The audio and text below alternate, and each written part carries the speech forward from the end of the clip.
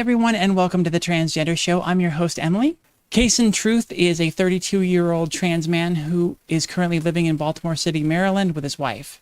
Originally born and raised in Houston, Texas, he's an advocate for social justice, half of renskaise on YouTube, photographer, and a social worker. Everyone, welcome to the show, Kasen. Thank you for having me. Let's start No off, problem. jump right into your story with my favorite question, kind of a nice little icebreaker here. How did you find a name that suited you? Ironically, it was my wife who found my name. So my parents, both their names start with a K, and I have a younger sister. Her name starts with a K. So I kind of wanted to stay in that theme. Went through like several different names, and none of them felt right. And then she was looking up something, and she was like, "What about Kason?" And I was like, "I like that name." And then we were kind of like messing around with the spelling. So initially, I changed the spelling like 3 times. But that name just always stuck. And then I looked up the meaning and I was like, yeah, that kind of it described me. So I was like, this is it. At that point, 6 years ago, what was it that sort of triggered your awareness of the fact that you were trans and the need to begin transitioning? So ironically, once again, my wife kind of like pointed it out to me. So this is like when we first started dating. She was living in Los Angeles and I was living at home in Houston. We were on FaceTime one night and I was just like I was kept pushing down my chest and she was like, do you think you have dysphoria? And at that point, I didn't know anything about like transness, what that meant. And I was no, she. I think she brought up like something about my chest, and I was like, I can't wait to not have a chest anymore. At that point, I wore like 2, 3 sports bras, just trying to bind essentially. So she was like, "Do you think that you could be transgender?" And I was like, "I don't know what that is." So once we got off Facetime, I looked it up, and I was like, it kind of clicked. I mean, like I always had body like this dysphoria, horrible dysphoria, like when I hit puberty, but as time went on, I just kind of pushed into the back of my mind. But then when she brought it back up, and I like did some research, like that's what it's been my whole life. So once I realized that I was trans, it was kind of just like, okay, like what are the steps do I take? Like how do I get on hormones? Like who do I need to speak to because I have found the answer to the problem. 2 to 3 weeks after I turned 25, I packed up from Houston and moved to Los Angeles because I was like, I have to get on hormones. Like at that point, it was like life or death, and I was like, I can't not like be who I know I am, Mm. essentially. So I definitely knew that living in Texas that it, and I was living with my mom. So like, this is not, it's not going to happen. Mm. At that point, I literally dropped out of college because it was just I was dealing with so much like dysphoria, like mental anguish, and I never knew where it was coming from. I just knew that I wasn't happy with myself. I wasn't happy in my body. I just couldn't pinpoint it. And I was like, living in Texas, you have to jump through several hoops, and it's not worth it. And I was just like, I didn't want to stay in Texas, start my transition, and then literally had to stop for some reason, like some Mm. stupid reason, because of how transphobic, homophobic the governor is in Texas. And I was like, no better state than California. So I knew that once I moved there, I would have access to some of the best trans care. Learning that you were trans, putting those pieces together all suddenly really illuminated a lot of things for you and made some Mhm. things made sense that you've been struggling with for a while, but couldn't put words to because you didn't have the Mhm. language. I think it's kind of fun when we have that moment and are able to kind of trace back and reevaluate our lives to that point. What were some of the key points in your life that you look back on now and go, okay, yeah, I understand this now, with this transgender lens? I never liked wearing shirts. I was always the quote unquote girl outside playing basketball with the boys, no shoes on, no shirt, like just running up and down the street, playing football, like doing everything that traditionally quote unquote boys would do. I'll never forget this. I was 9 or 10 years old, and it was the first day I got my menstrual period. I cried for hours, and my mom could not understand why. She was excited, like all the women in my family were excited, but I was just like, "What the fuck is this? What is happening to my body? I'm growing boobs. I didn't ask for any of this." So I was just like, from that point on, like when puberty started, I was like, hey, this doesn't feel right. Like I can't.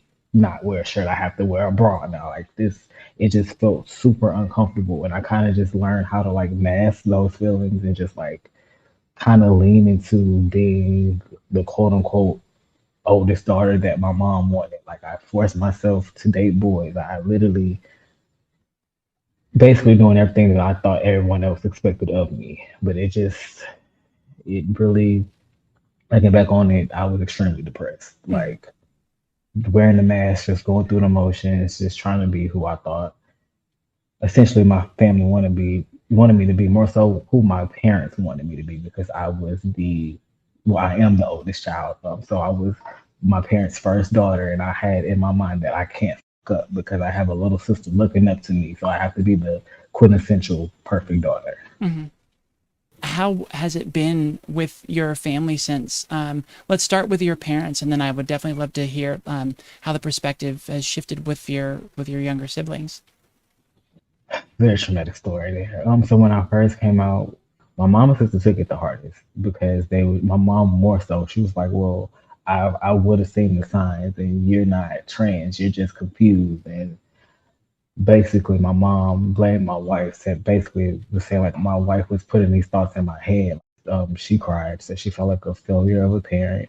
I come from a very conservative Christian background. It's Texas, the South, the Bible Belt, all that. So when I came out as a lesbian, my mom, of course, she cried and she was just like, she felt like a failure of a parent. Had my whole family pray over me, pray the gay away. Essentially, that shit didn't work. And then I was like, at that point, I was like, okay, look, I can't no longer hide who I am. And that's also what prompted me to move out because my mom essentially said, like, you can't be trans on hormones living in my house. So I said, okay. I wrote her a letter. I was like, this, like, I'm moving out essentially. I packed up what I could in a suitcase, moved in with my girlfriend at the time, which is not my wife, and then I just figured it out from there. I essentially, once I moved, I cut my family off. Like, I didn't talk to them for like a year and a half. And it hurt me because like of how close we were, but I was like, if you're not going to be able to accept me as who I am and who I'm telling you I am, there's no need for us to have a relationship. So when my mom said that, oh, he's serious. Like I cut everybody off. Then that's when she was like trying to. She started educating herself on me, even having to ask her. So I mean, like when I did start talking to her, like when she would mess up with the name and pronoun, she would correct herself. I wouldn't have to tell her. She would like apologize. She's still like that to this day. Like I mean, she's gotten better about calling me the right name and pronouns, but my sister, same thing. Like my sister is probably not my biggest advocate. Like she will fight someone if they like misgender me or call me by the wrong name. My dad is slowly coming around. My dad's wife, surprisingly, she calls me her like my stepmom. She calls me her son. She refers to me as her son. My birthday was last Wednesday, actually, and she actually made a Facebook post. Me and my stepbrother, my younger stepbrother, have the same birthday, and she was like, "How blessed am I to have two sons that share the same birthday?" I was like, "See, it like it was very affirming." But my dad, like, he still refers to me as his child. He hasn't called me his son yet. I know he's coming around because, like, when we got married last May, I asked him to tie my tie for my wedding. So that was kind of like a big thing because initially he was kind of like standoffish, but he actually did it, and we like had a nice conversation while he was tying my tie for the wedding. So he's coming around. He just hasn't verbally called me his son, but if it happens, it happens. Because I'm mentally to the point in my transition to where I know who I am. So you calling me the wrong name doesn't bother me anymore. You using the wrong pronouns doesn't bother me anymore because I know who I am. I'm more secure in who I am now than what I was 6 years ago. That's amazing. And it sounds like when, as soon as you came out, you kind of knew your roadmap, you knew your plan. As you moved along through your journey, though, did your goals shift? The main priority has always been like my first testosterone before even getting surgery was getting my name and gender marker changed. That was ironically the last thing that happened. The main priority when I was in California was just getting on hormones, staying on hormones. So I did that for like the first 2.5 years, and I moved, relocated to New Orleans, Louisiana. I was working at Starbucks, and the only reason why I took that job was because of I knew that if I worked there 20 hours a week, I can get medical insurance. So I did that. The sole purpose, even though I fell in love with the job, but the sole purpose was for me to get top surgery. It wasn't a big deal initially, but as I progressed in my transition and I started to be quote unquote more cis assumed or passable, it was kind of like, okay, buying nigga every day became mature. Set up a consultation with the doctor. He told me, he was like, okay, 6 month wait. Okay, no problem. But like as it got closer to that 6 months, like I felt like my dysphoria just kept inducing and inducing to the point I was like, okay, can we like push it up a week? Can we push it up 2 weeks? Because I can't do this binder anymore. So luckily he had two cancellations. He called me one day. He was like, hey, I have next Thursday open.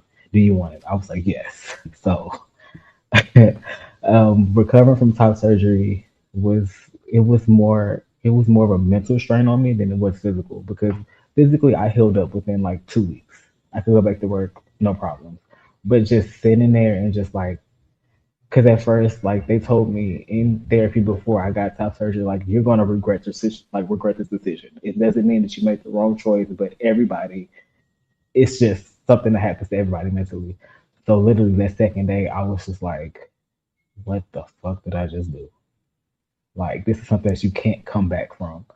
And I ironically had to go back to the hospital the day after I came home from top surgery because the drains weren't properly draining. So I'm already like freaking out. My wife is like, okay, it's like the blood is just stuck. And we were scared that I was going to like hemorrhage or something. So at that point, I'm like, okay, I'm on the way back to the hospital. And my brain, I'm like, I think I just made the worst decision, like an irreversible decision. Man, I talked to my doctor about it. He's like, no, that's normal. You know, everything looks great. She's healing up perfectly fine. So that also like gave me like a boost of like serotonin that was very affirming. But after that, I was okay. You got top surgery. The last thing on the list is getting your name gender marker changed, which I started that process in Louisiana before I moved. Sent out the paperwork and everything, and just got lazy. When I moved out here, probably like 6 months to me living in Baltimore City, I was like, I never heard back about my name change. So the courts literally were holding my paper in Louisiana. It was like, yeah, your name change has been approved. So I was like, okay. And then that brings me to now. That's pretty much where I am now, my transition. I really don't think I would pursue any more surgeries besides hysterectomy. I think I'll be done after that. Mhm. But kind of trying to save my eggs because me and my wife do want to do reciprocal IVF. We talked a bit about before the show about the intersectionality of being trans and being black in this country. You know, as visibility has improved for trans people, you know, we have more allies, we have more people coming out, but we've also seen that backlash of people creating nasty laws against us. For you, how has that intersectionality of being trans and a black person in this country affected your journey? Some days it can be very tense.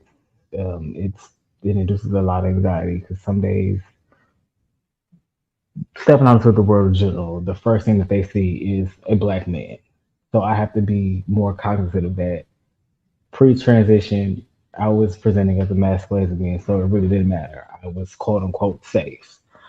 So now, like, I have to be more aware of that. When people see me, they don't see a trans person; they just see a black man. And to some folks, that can be scary.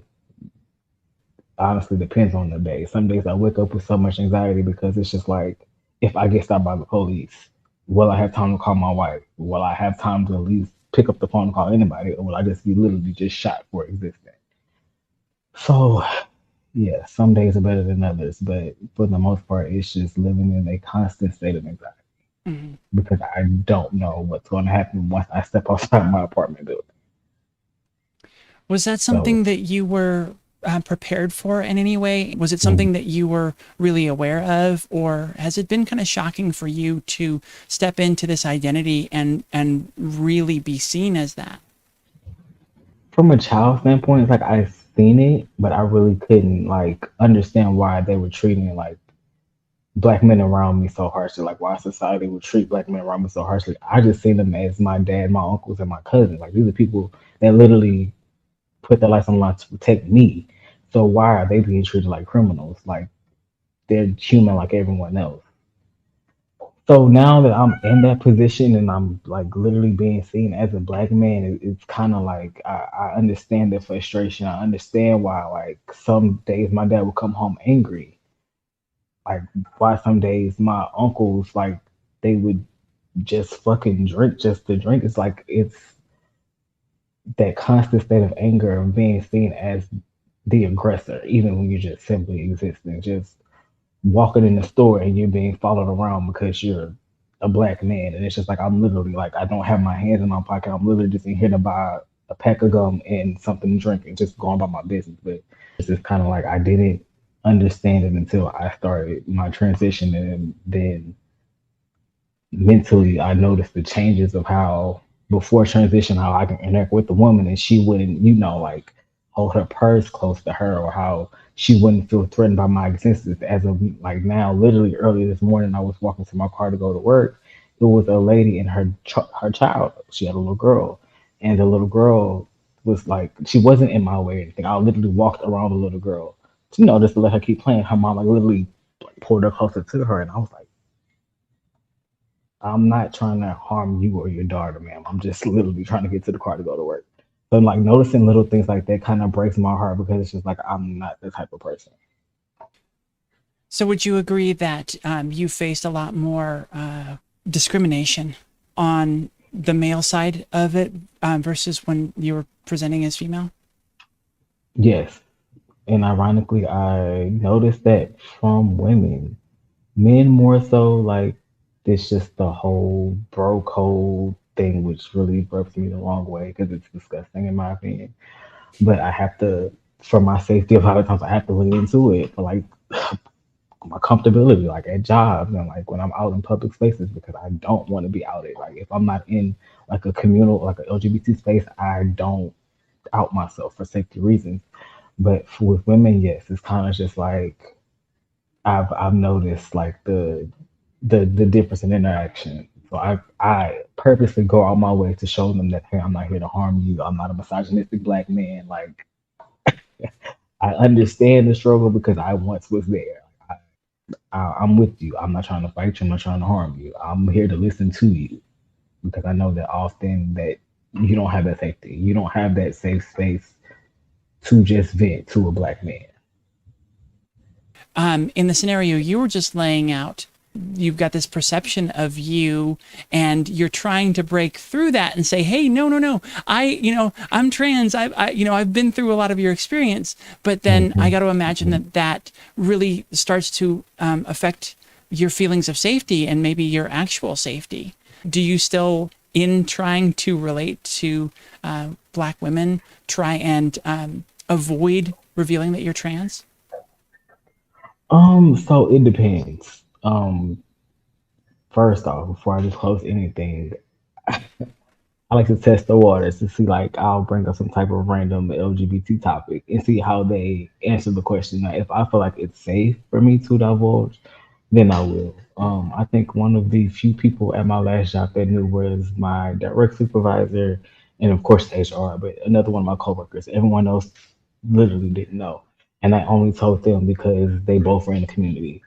My direct supervisor, she identifies as bi, and my coworker, she identifies as a masculine lesbian. So I felt safe with both of them to let them know, like, this is who I am, X, Y, Z, and they didn't treat me any differently. But for the most part, out in everyday life, no, I wouldn't just divulge that I'm trans. Yeah, like if I feel safe around someone that I really don't know, and I know that like, hey, if I tell this to you, you won't tell anyone else, then I'll like say, hey, yeah, like I'm a trans man and I was born as female, and it's like, okay, well, I don't see you any different. Like I still see you as Case, and that's who you introduce yourself to me to. That's who I know, and it's just a conversation, and they don't bring it up again. I don't bring it up again. It's like nothing ever happened, but. There have been a few times where my past jobs I have divulged that I was trans, and all the evasive questions come in, like, "Do you have the surgery?" And well, what was your name before you transitioned? And I'm just like, none of that is important. Mm-hmm. It doesn't. None of this is important. Like, if I told you, how is this information going to help you? And definitely, Like, how is it going to help not. me? Like, how does that help our relationship? Yeah. exactly. So you're like, so for the most part, everyone I've told has been accepting. I'm like, okay, well, like you told me your name is Kasen, your name is Kasen. You're a man, you're a man. At this point in your journey, do you still struggle with dysphoria? Some days, yes. I have this phantom feeling. Some days I'll get out the shower and I'm like reaching over my head. I'm like, I don't feel anything there. It's some days, yes. It's kind of like I still feel like I have breasts. Some days it's like some days it's kind of like I teleport back to where I was when I first transitioned. So I do have my days where I like battle with dysphoria, but it's also like, okay, I talk to myself like, look, you've come so far. Like you can literally walk to the mirror, take your shirt off, and see like your like top surgery scars. Like you've come so far. Don't let what you think is there, like kind of psych you out into making you feel like you're not where you currently are. So, what do you do in those moments to find validity in your identity and to kind of reassure yourself that you're on the right path, you're doing the right thing? I like to ground myself. Like if I can't get to a place where I ground, I just like meditate for like 30 seconds, just like, like calm my breathing and like try to stop my thoughts because I really am my own worst enemy. It's just like, okay, like try to make myself feel in my body, like the anxiety techniques, like we having a panic attack, just trying to calm my breathing. Okay, like what five things can you see? What do you hear? What did you smell? Just to kind of bring it back in and make myself like, okay, put in perspective. Like I have to remind myself pretty often like how privileged I am. Because where I am in my transition, a lot of folks unfortunately don't have the access to, they don't have the funds to access where I'm like been able to get to my transition. So I try to remind myself of that frequently. Like you don't know how blessed you are to have the money to do like to even transition. So just like don't obsess over the small things 'cause it could be a lot worse. Hmm. On an ethereal level, on a deep level, what has gender exploration meant to you? It means a lot. Like getting to actually learn myself, learn more about myself. Because when I first started my transition, I am 180 of who I am today. So I spent the first year of my transition almost crying myself to sleep every night because it was just like I kind of felt like, how did I not know that I was trans? Like listening to everyone else out, like everyone else around me making me feel like something was wrong with me. And I'm like beating myself up every night because it's like, well, why can't I be quote unquote normal? Or why couldn't I be quote unquote born as an A-male person? Or like things with my first time my children, like but I had horrible bottom dysphoria.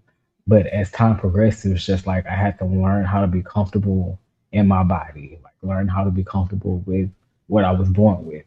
Because it's just like obsessing over it, it's not gonna do anything but just make it worse for me. And even my wife, like we had a conversation at the time, and I was like, "Would you like want to still be with me if I told you I wanted bottom surgery?" And it didn't change her perspective, but she was like, "Let's unpack why do you want bottom surgery? Like, do you feel like it'll make you more of a man?" She was like, "I don't like a penis to me doesn't equate masculinity." So after we had that conversation, she was just like, I still see you as a man, whether you have like a penis or whether you don't have a penis. I still see you as the man you tell me that you are. So just unpack and unlearn a lot of like transphobic, homophobic things and actually learning who is Kason, what does Kason like learning me for me instead of like being influenced about around people outside of me telling me what I should like or what masculinity is supposed to look like or how I'm supposed to present myself as a man. So like I grew up with like a lot of misogyny, a lot of homophobia, a lot of transphobia, a lot of sexism. So just like consciously undoing that every day has helped me like this helped me a lot. This helped me grow into the man that I am today, the man that I'm proud to say that I am today. What other things do you think you've been able to unpack in your life and make changes on? Is there anything else like a major area of your life where you've been able to do that because of that new sort of sense of freedom and ability to really look at life? It's allowed me to be more kinder to other people. Because I know at one point in time I was so mentally like I was in such a mental fog and was just like literally on autopilot that I really wouldn't. talk to people. So it's made me be more ready to be more kind of people because you never know what someone is going through. Like just you going out your way to have a 30, 45-second conversation with them might make their day. It might just even you just smiling at someone as you walk by them because you never know what people are going through. So just it's reminding me to just always be present in the moment because moments are very fleeting. And if me just talking to someone, if I can make their day just by me being myself or me or someone like a younger trans person reaching out to me just like because they feel like I've quote unquote accomplished so much in my transition, just being that person to give them advice like, hey, if you don't have access to hormones, it doesn't make you any less trans. Like your transness is still valid. I'm pretty much being the person that I wish when I was like wish that I had when I was younger. It definitely goes a long way.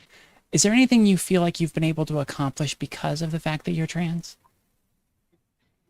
Yes, I had previous to my transition, I had horrible social anxiety. For the most part, I would consider myself socially awkward, but it's not as bad as it once was.